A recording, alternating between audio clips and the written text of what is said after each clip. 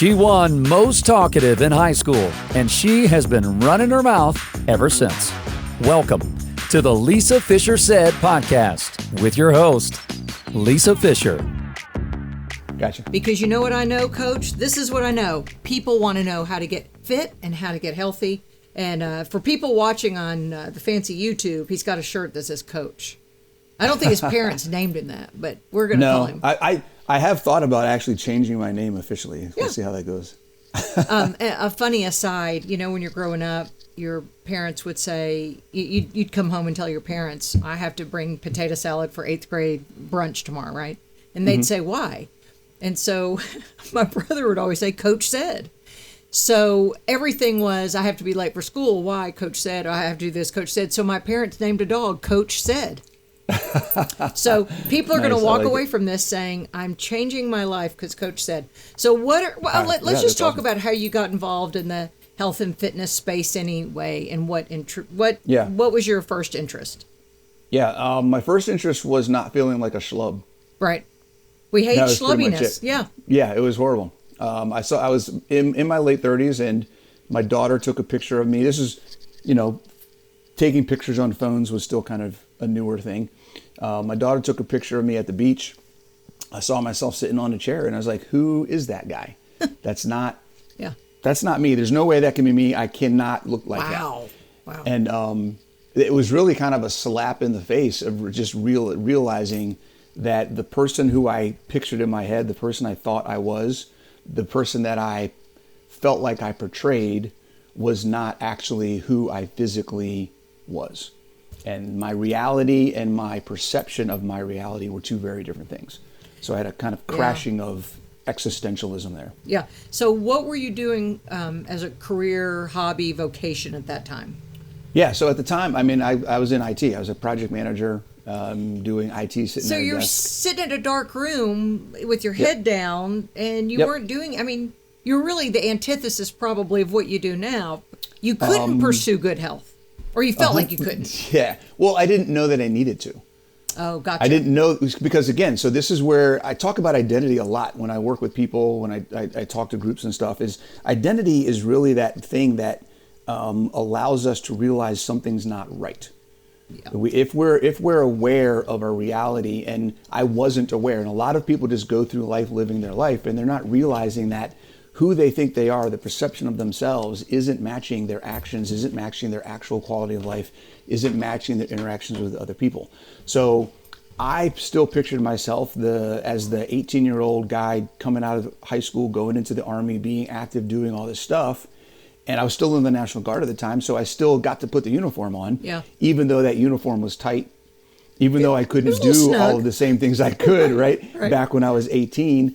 And just, I wasn't aware of how deep down the hole I had gotten until I saw that picture. When I saw that picture, that was that, like I said, slap in the face. It kind of made me say, hey, something's not right. What do I need to do? And that's kind of what got things started. Well, first, thank you for your service. Thank you. Number two, do you tell what because it's not always weight. You can be thin on the outside, fat on the inside, as Mark Hyman calls TOFI. Thin outside, fat inside. So it may not have been weight, but was it the number on the scale? Because you then had to match your identity with what the scale told you and what the weights told you and what your endurance told you. So do you tell what your weight was then and what it is now? Because you're very fit. Yeah. So at the time I was almost 250 pounds. I was like 245 pounds. And how tall a guy are you? 6 feet tall. Oh yeah, that was. So too much height. So I've lost in the period. I've gotten down to 175. So I've dropped 70 pounds. I'm about 185 right now. I was going to say, isn't 175 a little thin for a man with muscle? It's a little low for me, and that's one of the reasons why I started getting into the keto carnivore space, is because I got tired of getting small. So that's a whole nother conversation. We talk about how I got into keto carnivore, and that is basically after I got into fitness. I got into CrossFit. I opened up a gym. I did CrossFit. I owned a CrossFit gym for about 5 years, and I was super into fitness, much more than I was about nutrition, because I didn't realize the effect nutrition really could have at the time. I started my journey on the fitness side, and then found how effective combining both fitness and nutrition really can be. And that's kind of why I wrote my book, to kind of bring that to light. But the fitness world is very much carb based.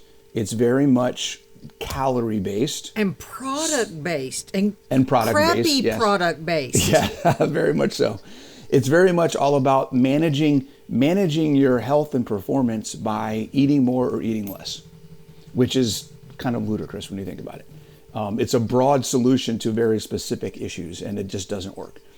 And realizing and hearing about carnivore, I heard about carnivore, and one of my biggest frustrations on the fitness side and my body composition specifically was I was sick and tired of having to get fat to get strong and get weak to get skinny. If I wanted to cut body fat, I always lost muscle mass. My performance always went down. I couldn't lift as much. I wasn't as strong. I got ripped, but I was also 175 pounds. I'm like, I don't want to be 175 pounds.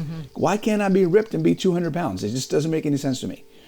You know, and then if I wanted to put on muscle and get stronger, I had to get to 215 pounds to be able to do anything and move any significant weight. And I could not figure out a way to find a happy medium without that reversal, which was messing up my metabolism, making me think about food all the time, where food controlled my life. There's just so many things that from a quality of life perspective, that way of manipulating body composition was just annoying and frustrating and not worth it. And you know that is really gender specific, because women we come to it from a different point of view. We want to lose weight at all costs.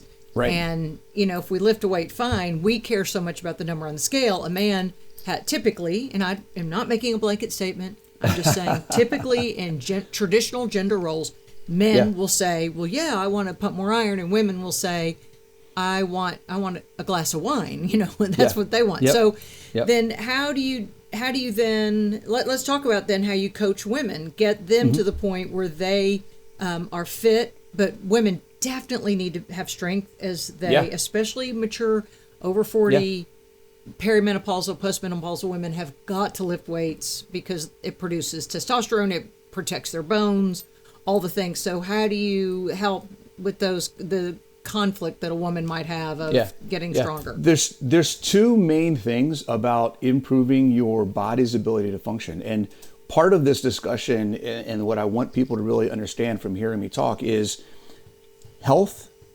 and fitness are the same thing. So there is no delineation. If you look at the markers for health and you look at the way that we track fitness, I never thought of it that they're way. the same thing. If I improve my muscle mass and strength, I'm going to improve my blood pressure and my cholesterol and everything else. Everything is just a scale on the spectrum. They all are connected. So when I work with women, there's two main pieces. One is getting women to understand that they need to make sure their cup is full. Many, many women spend too much time taking care of other people, and they don't take enough time to put into themselves. And understanding that it is okay and that you need to do this, because if you want to live a long and full life, you need to be able to function. Your body needs to be able to function. You need to be able to be strong, resilient, survivable, have the energy to interact with people and to take care of yourself. You have to do that. So there's a lot of mindset work that I do when I work with people. It's just getting them into the position where they realize it's okay to do something for me. So that's one thing. Once you get to that point, then we can go to step two, which is helping women realize that the more you take care of yourself, the more you are able to take care of other people without tearing yourself down. You don't have to sacrifice yourself in order to help people. So if you're strong, you can give a little bit more, and you can do that for longer and for more people without taking away from yourself. Building that habit, building that routine, building those mindsets, getting rid of the limiting belief that it has to be everyone else instead of you, and flipping that and realizing that the more you focus on you, the more you can help other people. I think that really has helped a lot of the women that I work with, because a lot of the women that I work with, after they've been working with me for a time, they start support groups, and you see them start getting out there and doing things and kind of getting into coaching and doing these other things. It's like they're realizing that they have power. Yeah. And that true empowerment of women is helping women realize their own power.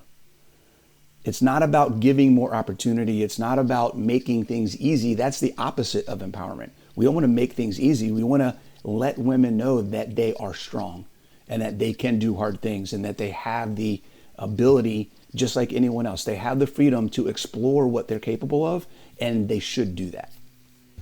And then, wait, were there 3 points on that or 2? Just 2. Okay, my ADD sometimes acts up. I guess I wanted a third one. Okay, so for you then, how, schlubby Coach Bronson and then fit Coach Bronson. And then schlubby again. And well, tell me about that. Yeah, right? Because everybody thinks, I was fat, then I got thin, and I'm in shape, I went across the gym, I've been like this ever since. No, not quite how it works. So I was about 240 pounds when I started this process. I started doing CrossFit in like 12, 13 years ago and started my gym in 2014. Around 2017, 2018, I had gained a lot of my weight back. I was great at CrossFit. I could lift stuff, I could do Metcons, I could do a bunch of stuff, but again, second time in my life where I saw a picture of myself, and this was a different context. Before, I wasn't aware of where I was. This time I wasn't aware of where I was because I was thinking I was doing what I needed to do. I didn't realize that even though my performance had gotten better, I had gotten stronger, I could do more things, my movement was pretty good, all that kind of stuff. I still didn't understand the nutrition piece really that well. And we had a pool party at a client's house. A bunch of people from my gym are there. I saw a picture of me jumping off the diving board. You and your pictures. I mean, don't you have a mirror at your house? You would think, right? Well, here's the thing: is when you look at a mirror, everything you don't see small changes. It's when things are out of context, and then you go, "Wait a second, what? No, hold on. Who is that guy?" Yeah. And I saw myself jumping on this diving board, and I was like, "How embarrassed am I as the owner of this CrossFit gym to be walking around looking like that? I look like a Teletubby." And but you were strong. But I was strong. See, that's what CrossFit to me emphasizes, all this strength. But then you've got women that are this thick and calloused hands, hair on their chin. So you're talking about the sport of CrossFit. That's very different than CrossFit, the actual methodology and concepts of what CrossFit is. Two very different things. So and that's an unfortunate thing. And CrossFit as an organization is trying to get away from that. They've actually made a lot of changes. So yes, CrossFit, the games and the athletes and all that really hardcore stuff is still going to be a piece and will always be there. It's never going away at this point. But they're trying to separate a little bit and trying to let people understand that CrossFit as a methodology is about function and about improving people's quality of life. No, so I had no idea. It's the difference between the NFL and a backyard pickup game. That's the difference. Professional CrossFit athletes are exactly that. They are professional athletes. They get sponsorships. They get paid.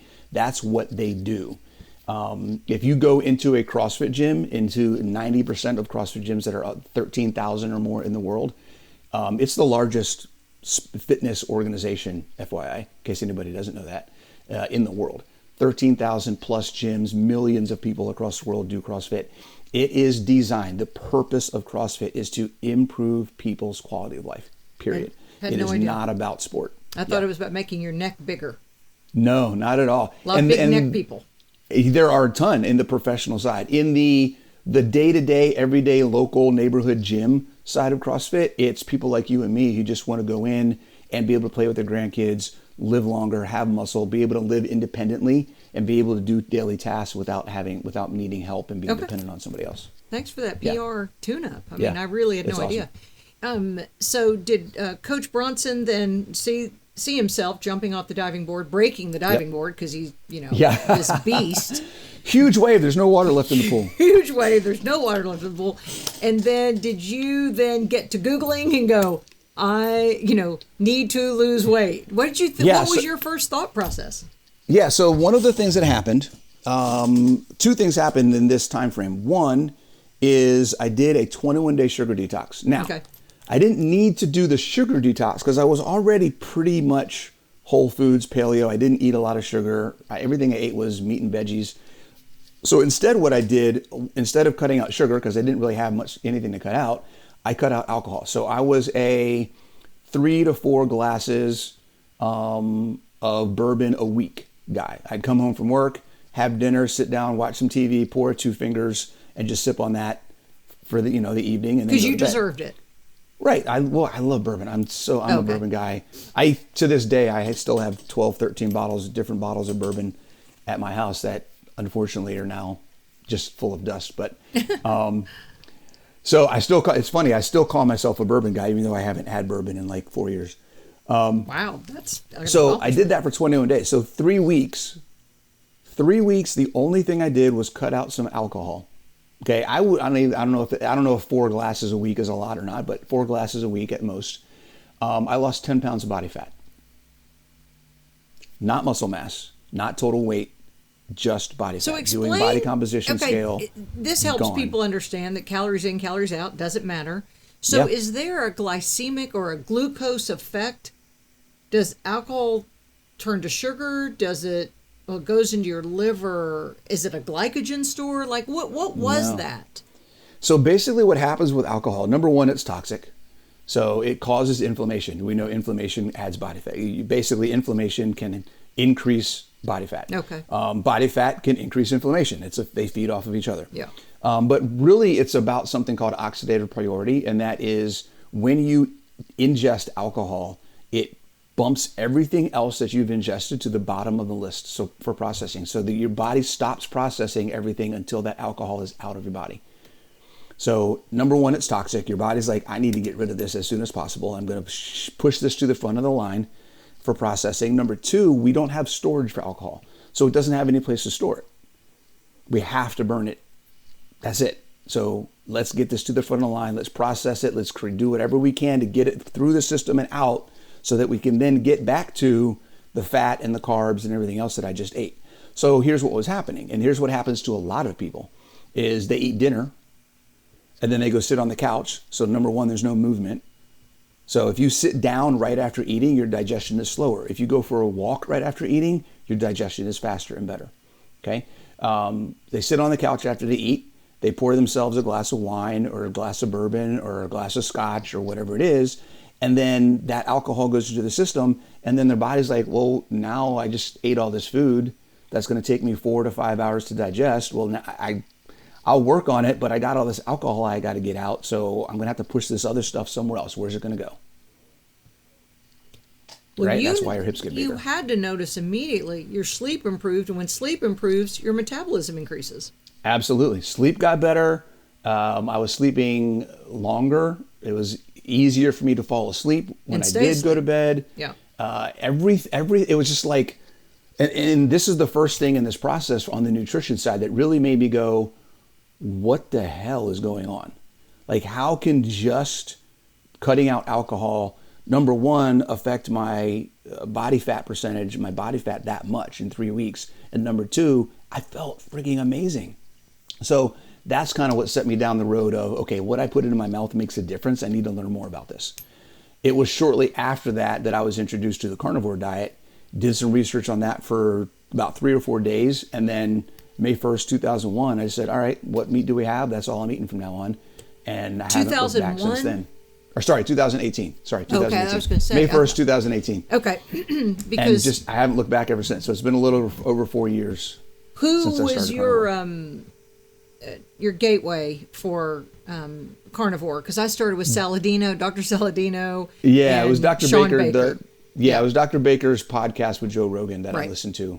Right. That kind of just made me go, what is this? I listened to it again yesterday just to go over some things. Yeah, just because so we're recording this September, July 18th. My husband and I were driving out west. You know, married people for 35 years, you finally run out of things to say. I mean, I don't, but he does. So we listened to audiobooks. And so I couldn't find an audiobook with Sean Baker reading it, but we heard his Joe Rogan podcast. And then Saladino. See, he didn't like Saladino because his social media, he screams at you. and Right. he yells kale is bullshit the whole time, kale, Yeah. And my husband said don't like his style, but then when he got Right. his book, he read it like a normal human. He Mm-hmm. speaks in this is about the cadence of his voice. Right. And he's very teaching. So those were the two that have kind of given us the best scientific knowledge of, because they're both medical doctors, Sure. but both are athletes. I mean, everything that would give my husband credence to go, well, this makes sense. Right. So I just didn't know if did you ever hear Saladino's book? No, I haven't. I've looked at it. Most of the stuff that I've done, a lot of my information has come from Dr. Baker. Some of the stuff that Saladino has to say, I listen to, but I tend to listen and get into, because I'm an IT guy, so I'm much more on the analytical side. So I like listening to Dr. Bickman and Dave Feldman, and like there's Ben I have Bickman such a has man. changed I have my such. life. Oh my God, I have such a man crush on him. I do too. One of these days I'm going to meet him and just give him like the biggest hug. It's and be because like, y'all have the "You same are man." hairstyle. So it's stuff like that I love listening to. Menno Henselsman. There's a handful of people that present the data in a way that I like to look at it, understand it, and then I try to help people apply it to their real life. Well, so that's kind of where I see myself. Most of those people, I mean, Bickman's thing of eating a meal and then walking for 10 minutes after the meal, because the way it pushes glucose into the cells and it reduces your insulin resistance. So I come from the line of intermittent fasting. A lot of those people do. Do you also incorporate that into your daily lifestyle? Not intentionally. So the way that I look at intermittent fasting is that if you're going to do it, it should be natural and part of your daily life, not something that you do on purpose. Really? A lot of the people that I work with are in the process of building routines that are sustainable. And one of the things that they don't need is to try to eat 2 o'clock. So if you're eating naturally, and I think this is where a lot of people can get too complicated with stuff, is intermittent fasting. The two things that I see people getting wrong with intermittent fasting is not eating enough in general. Their eating window is too small, so they can't eat enough. And then the other one is getting stressed out over trying to fit food into their schedule, into their window, and make all of this stuff work. And one of the tenets of everything that I do is, if you're doing things to improve your quality of life, then they shouldn't be adding stress. So if you are trying to do intermittent fasting on purpose and it's stressing you out, then just stop. It doesn't have to happen. It's a tool. But you couldn't go back to the fitness philosophy of eating 17 meals a day every 10 minutes. You don't need to. And this is the thing. And this is where I'm saying it should happen naturally. If you're eating whole food, animal-based, ketogenic, or carnivore diet, then you, in most cases, I've seen very few people who are not naturally, who do not naturally gravitate towards 2 meals a day. Right. If you're eating enough at each meal, and that's part of the problem. A lot of people are afraid to eat more because they've been told they shouldn't, or they're used to starving themselves, and there's a whole nother mentality aspect that we have to get into when I work with people, and let them know that it's okay to eat more. But if you're eating enough at each meal, you should be satisfied to the next meal and then be good for the day in 95% of the cases. I don't know very many people that doesn't happen for. Well, it's the satiety. So Dr. Fung says that we are hormonally wired to eat and to stop eating. And the wired to eat is taming your ghrelin, which you do that after, for me, it was fasting and now eating a ketovore diet. But then the other thing is for those satiety signals in the brain to tell you you're full. And he says, and I quote, leptin is the one we know about, but there are two other kind of fringe satiety hormones. One's YY peptide and the other is cholecystokinin. He said they don't fire unless you've had fat and protein. Well, what is a ketovore diet? It is fat and protein. That's all I eat is fat and protein. That's why, and I don't say it self-righteously, I don't think about food in between the time I ate my fat and protein and then if I eat it again. And some meals, and because of that, here's the other thing. My producer asked me last night, we went to his birthday dinner, and he said, because he's always known me to eat kind of one meal and a snack when I wasn't doing carnivore or ketovore. And I said, well, now I am eating 2 meals. They're not impressive. They're not huge meals. But I said, I get full so easily on the hamburger meat, nose to tail hamburger meat that I eat, a boiled egg, and maybe some brisket. Just beef in a bowl. And I get full so easily that I can't eat. That can't be just my one meal. That was not enough food. So I do have a second meal. So I will say that my intermittent fasting profile, for anybody that's clocking me at home, because I used to say I just ate at 2 and I finished at 6. Now I am kind of opening a little earlier, but it also, as you know, depends on what you ate the day, or it does for me what I ate the day before, if I had enough, and my fuel meter saying, hey, you need more fuel. So what were the first things you did then to implement this? Did you try all carnivore, or did you try? I just went straight in. I just jumped with in. Carnivore, not ketogenic. So I've never liked veggies. I've never been a fan of veggies. So do you know how happy not men having to eat are? veggies? Yes, when men are told you don't have to eat another vegetable, they're like, "You're the woman of my dreams." I mean, right? Yeah. It was like, okay, I'm not going to fight this. Let's give it a shot. Right. So I started off. I woke up on May 1st and I just said, okay, what meat do we have in the house? And that's what I ate until that was gone. And then I went out to the store and bought more, and that was it. It was all she wrote. It was the best thing I've ever done. Do you mainly do ruminant animals, or do you eat pork as well? Pretty much I eat whatever's on the scale. I'm a little bit different than my normal client in that my goals change frequently because I do a lot of experimentation. With body composition, with macros and protocols and methodologies. Right, So audience of one. You're looking to see how you react. I love that. How I react to stuff. Yeah. So I'm changing stuff a lot. So using me in general, if I was just living my life, I would probably eat lamb and eggs every day. Okay. That would be what I chose to eat because I love lamb and I love eggs. With the different things that I do, I may vary to higher protein cuts with less fat. Lowering my fat intake, increasing my protein. I play around with my macros a lot, doing different things. So right now I'm doing higher protein, moderate fat, and kind of seeing how that works low term for some fitness goals that I'm trying to work towards. So Schlubby Bronson was back at 240 then, May 1st of 2018. Then what happened? Then I got ripped. How got quickly? Ripped. I got down to about 8% body fat, about 180, and I felt amazing. So the biggest things that I noticed, and this is one of the cool things about the combination on the fitness side and nutrition. When I went carnivore, of course, everybody's like, "You're gonna be horrible. You're CrossFitter. You're gonna suck at CrossFit. Blah blah blah. All this kind of stuff." What's the thinking behind that? Well, because CrossFit is quote unquote glycolytic, right? Everything in CrossFit requires glycogen. Oh. So if I'm not eating carbs, how can I perform glycolytic effort work? But doesn't the meat finally give us the glycogen we need for? Well, yeah, your body's gonna Gluconeogenesis? turn fat into glycogen as you need it, and it's gonna do what it does. I didn't know that at the time. I didn't know what this whole process was. I've done tons of research in the last 4 years, and I explained some of that in the book as far as how ketogenesis and gluconeogenesis actually work together to provide the fuel. You need them both. So we couldn't be, I know a lot of people in the keto world are afraid of gluconeogenesis because it's going to turn everything into sugar. Well, you can't be ketogenic without gluconeogenesis. So the fact that you are, you need to thank gluconeogenesis for that.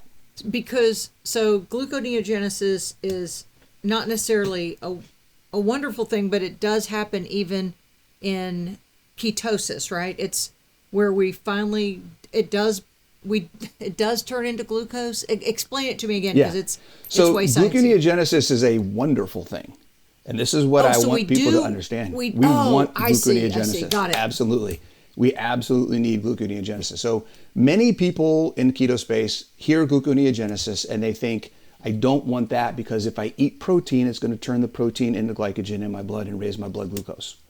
Okay, what many people don't know, what I didn't know for the first 2.5, 3 years of being ketogenic and carnivore is that if you look up the definition of gluconeogenesis, it says converting fatty acids and protein and other non-carbohydrate substances into glycogen. So the first thing on the list is fatty acids. So I kind of looked at that, was like, wait a second, how does that even work? I always thought it was just protein. And when you actually dig into what gluconeogenesis is, it's an umbrella term for all of the processes that our body can use to take the remnants, I'll use the word remnants, the byproducts of ketogenesis, and this is something people didn't understand, the byproducts of ketogenesis and turn them into glycogen. So if we are ketogenic and we are adapted, fully fat adapted, our body uses what's left over from that process and makes glycogen for us. That is why we don't need to ingest carbs, because our fat, our fat provides what it needs to make the carbs.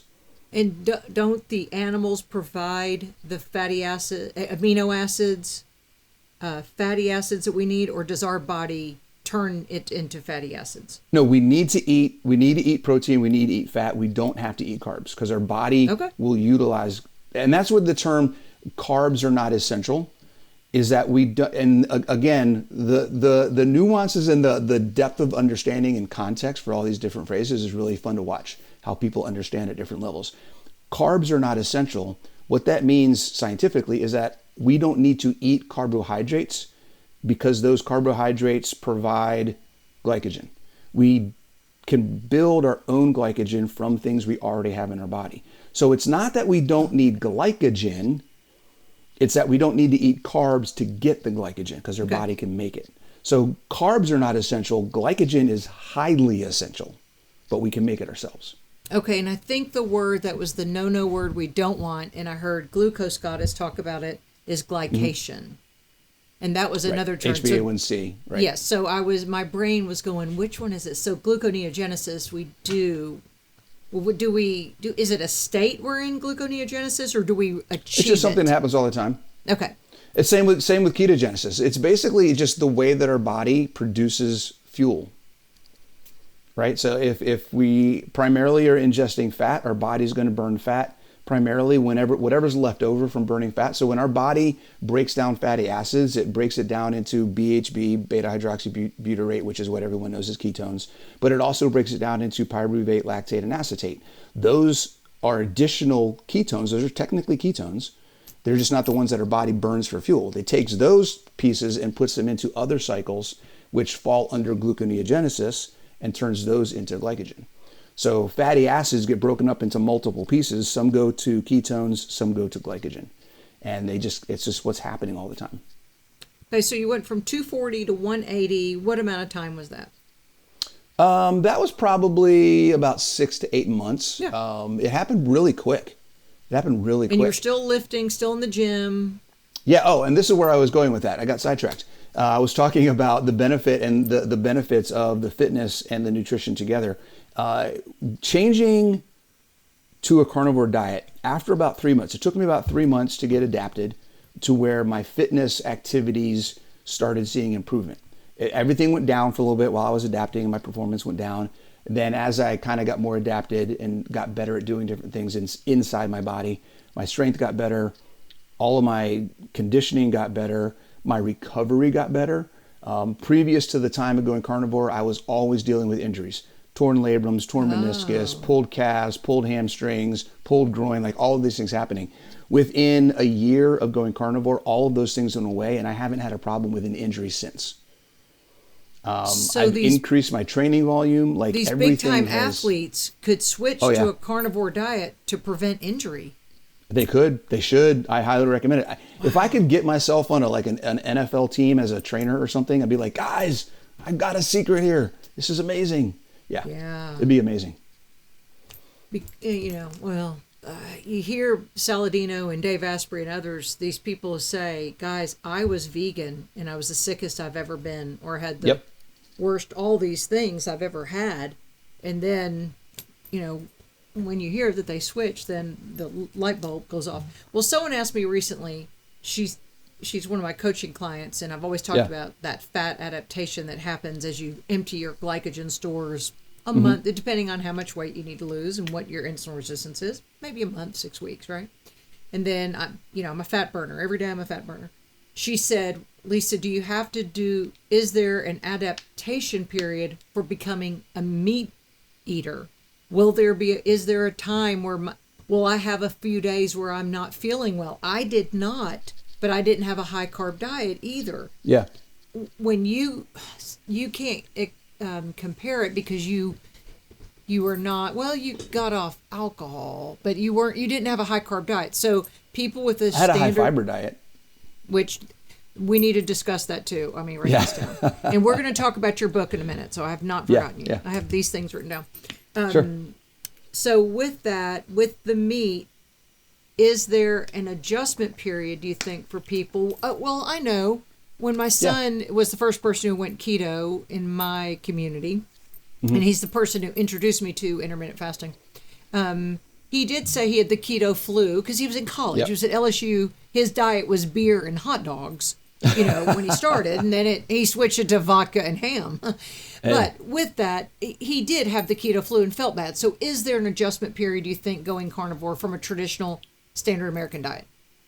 Yes, and it's the same transition. It's the getting off the carb. Some people call it carb withdrawal. Yeah, and it's the same thing.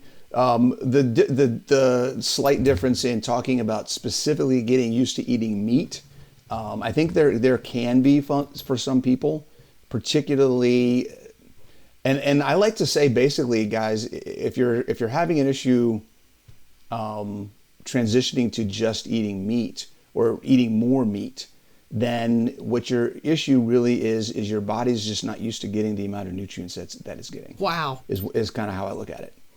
And it's like, I'm getting all this stuff. I don't know what to do. Your gut is like, I've got so much stuff to do with things with, I'm not equipped to deal with this. Yeah. And that's one way to look at it. So, it all goes to gut flora and gut microbiome and all that other kind of stuff. And what can you digest and how is your body prepared for different things? And you have to train it for the things that you're going to do. So I look at the gut and that kind of thing, just like any other system. And if you want it to get good at something, you have to give it that thing so it can practice getting good at it. Okay. So Got it. It just takes time.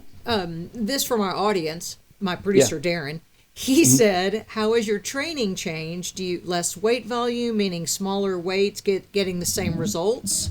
Have you changed any of that? I go hard and I go heavy. Hard in the paint, as the kids say? Yeah, hard and heavy. And it depends again, because I experiment a lot. So I started started carnivore in May 2018, and I sold my gym right before 2020.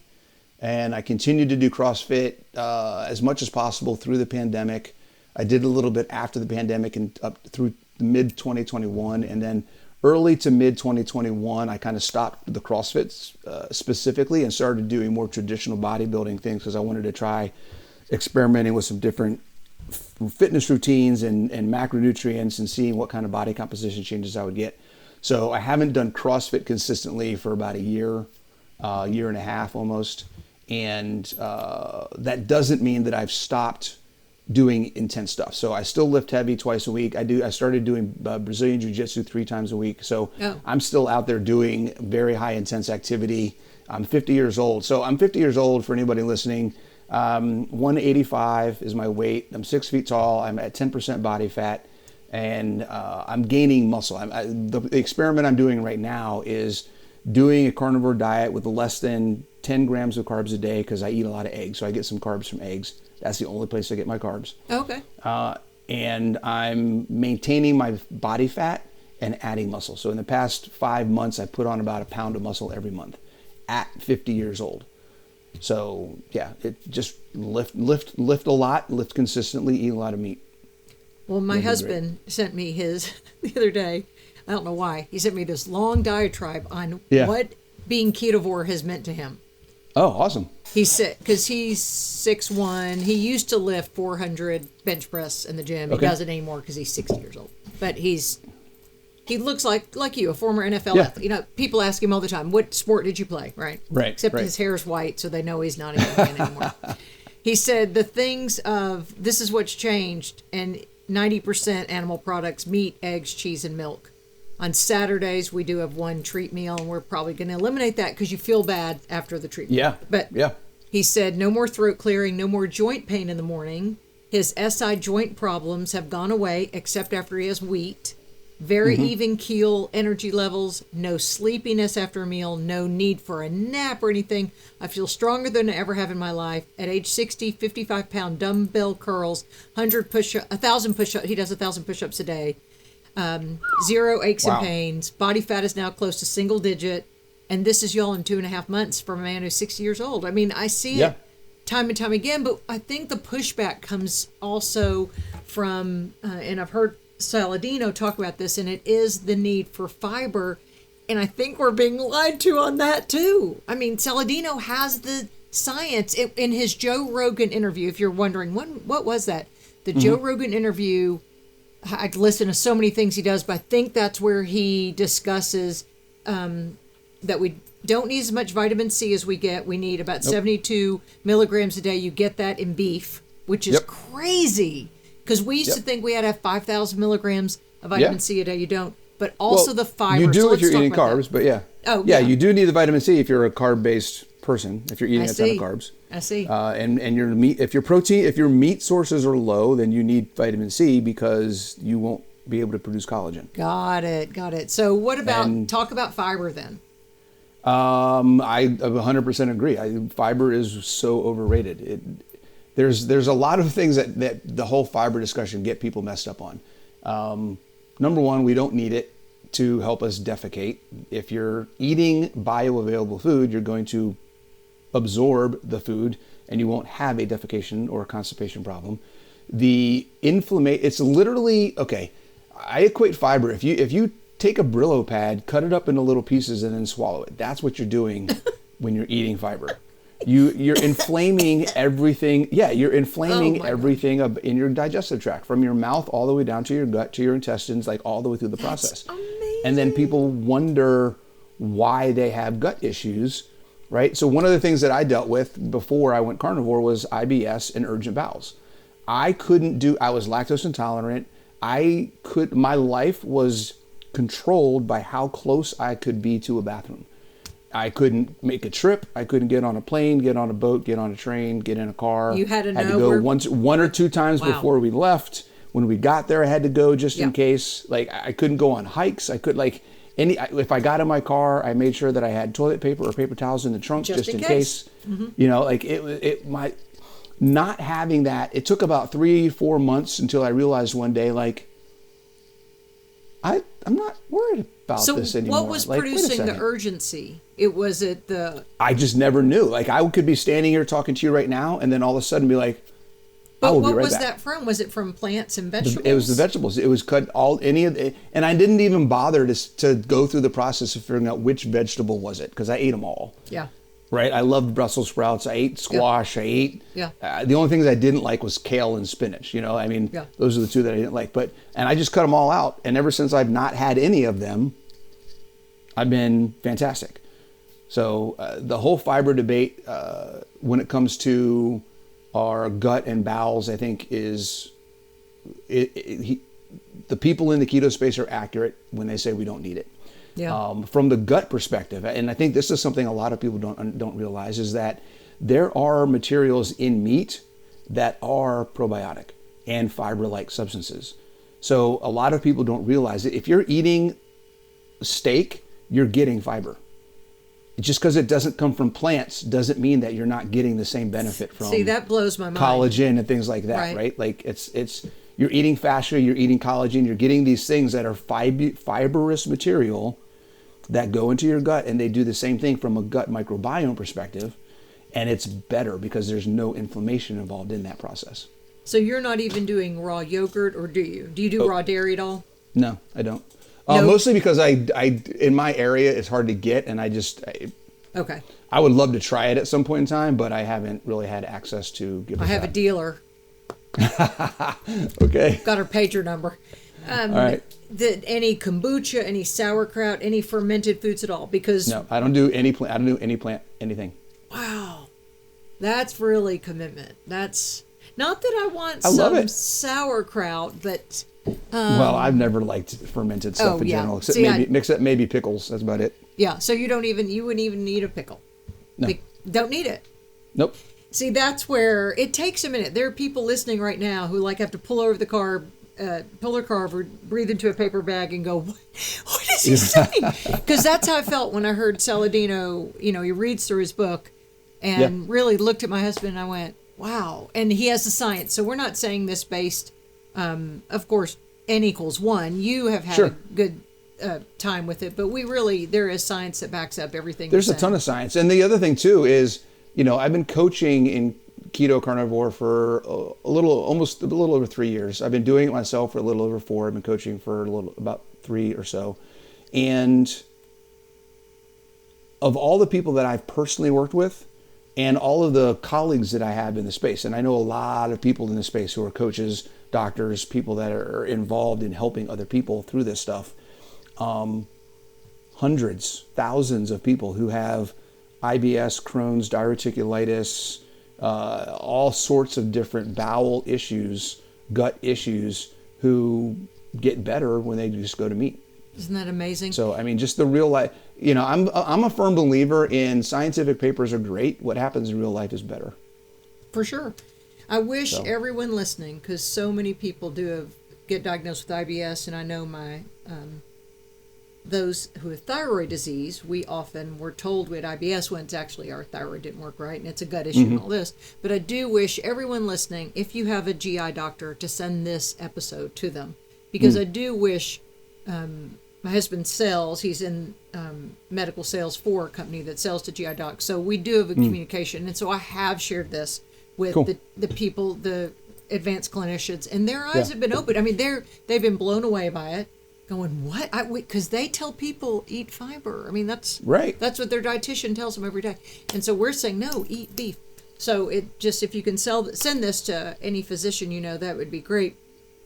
Now, when you say you're ketogenic, it sounds like you're all carnivore. Tell me what you eat from the keto side. Do you eat nuts or avocados? Nope. So carnivore is a ketogenic diet.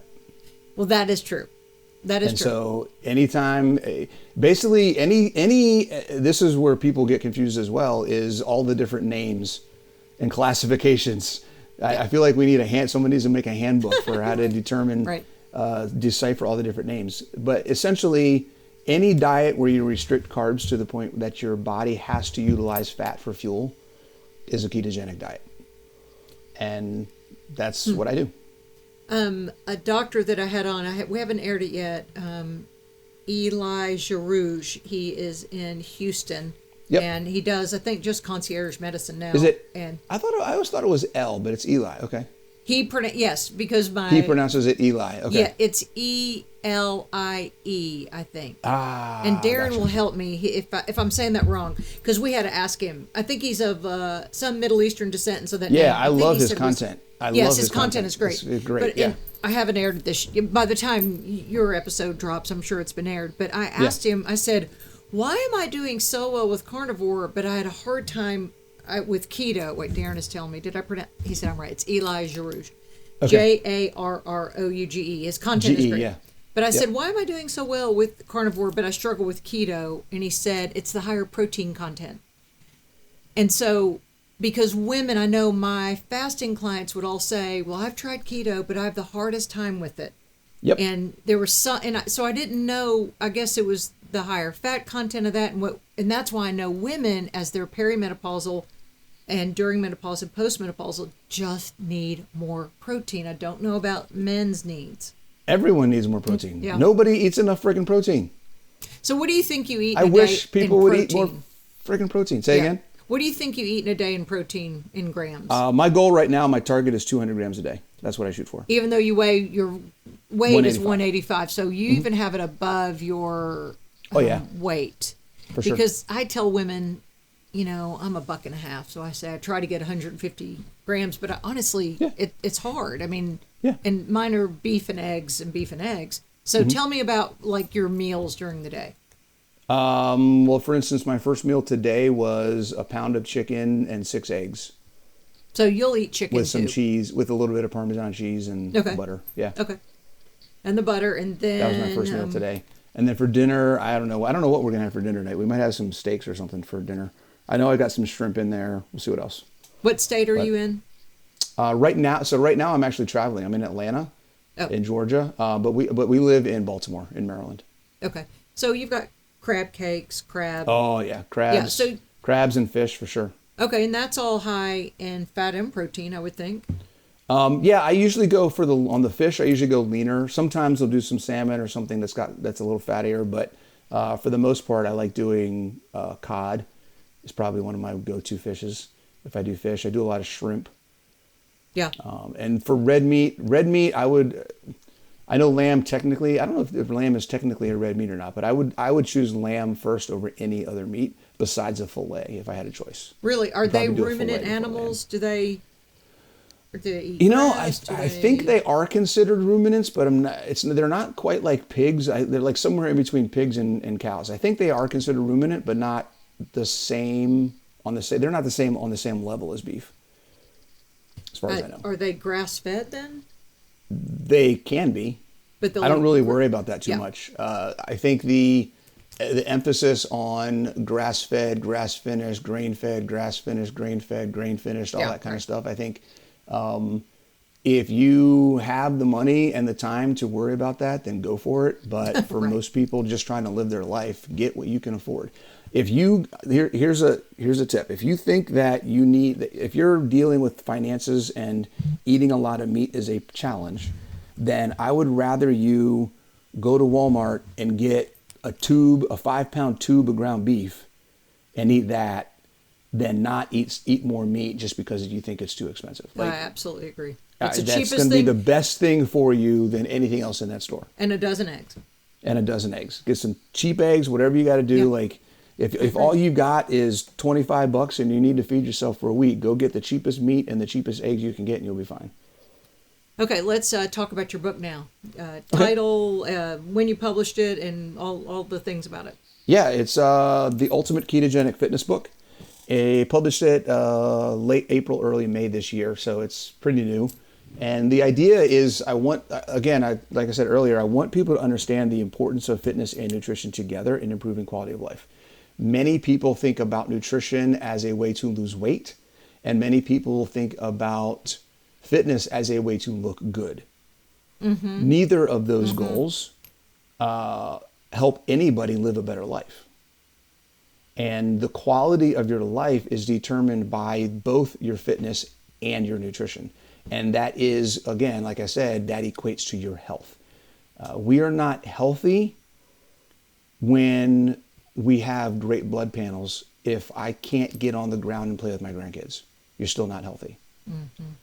If you don't have the strength to walk up and down the stairs, if you don't have the strength to go play with your dog in the backyard, if you don't have the physical ability or the lack of joint pain or whatever else because you have weak muscles or you're an injury or something like that, because you're not in shape and fit, then I don't care what your A1AC is. I don't care what your cholesterol is, right? These are all things that all together need to happen and be better. So if you're focusing just on your blood panel, if you're focusing just on a traditional health issue and forgetting that how much muscle you have, how strong you are, how well you can move, how much of a risk you are for injury, and all those other sorts of things, if you don't include that stuff, then you're missing a really, really, really big picture. And that's where quality of life as we get older comes into play. I'm 50 years old. I see what's coming around the corner. My mom is 69 years old. So I've been working with her, and her story's in the book as well. I've been working with her since she was 60, getting her to get into fitness, get into shape. She's 69 years old now. Her favorite thing is deadlifting and working out. She's got a gym in her basement. She yells at me anytime I give her she follows my workout program online, and she yells at me anytime there isn't deadlifting in there or something that she wants to do. It's amazing. I don't have to worry about her independence as she gets older. That's awesome. And that's what I want for everybody. That's kind of where my passion comes from. I don't want people to have to lose their independence. I'm ex-military. My motto is fitness is freedom. And I don't want anyone to lose their freedom because they've lost their strength or independence. Yeah. So that's kind of what the book is all about. It goes through all of my concepts and philosophies and tips and ideas about how to use your mind, your nutrition, and your body to maintain a quality of life for as long as possible. Okay, that information, website, all the things in the show notes. Love your social media, doing a great job. You know, I love people who educate because that's my passion too. Just because I've come from a place of, you know, dead thyroid, all these autoimmune conditions that nobody even looked upstream. They just looked at, well, oh, you have thyroid disease. Oh, you have vitiligo. Okay, let's get a medicine for that. And so I love that we can put it in our hands and change everything. The only thing, and Joe Rogan said, so I am trying to reverse my vitiligo. And after 2.5 months, I am getting, so vitiligo is the absence of melanin. So there's no color there at all. There's no protection from the sun or anything. Right. But so with that, my face has, you know, white spots everywhere. But now I'm getting my pigment color, which is my Russian Jewish descent. So it's yellow based, you know, olive skin. And it's repigmenting right now. And this is awesome. 2.5 months. So I've got time. I mean, I'll be 60 in a few months, but I'm not going anywhere. I'm, you know, going to be here. And so when I'm 90, still with the Lisa Fisher Said podcast, my face will be totally pigmented, and I'll have a facelift by then, I'm sure. So, you won't need it then. Everything will be that's true. Everything will still be good. Yeah. Because that's the other thing, the collagen that's provided from meats that no one's told us about. It is the magic pill that it is insane. So if you don't want to look like Bill Gates with man boobs and eating kale all day, right, and you want to look fit like Coach here, this is what you need to do. So great job. Thank you so much for being here. Awesome. Thank you for having me. Appreciate it. Thanks for listening to the Lisa Fisher Said podcast. Be sure to hit subscribe and download all the episodes and leave a review, won't you? The Lisa Fisher Said podcast is produced by ClantonCreative.com.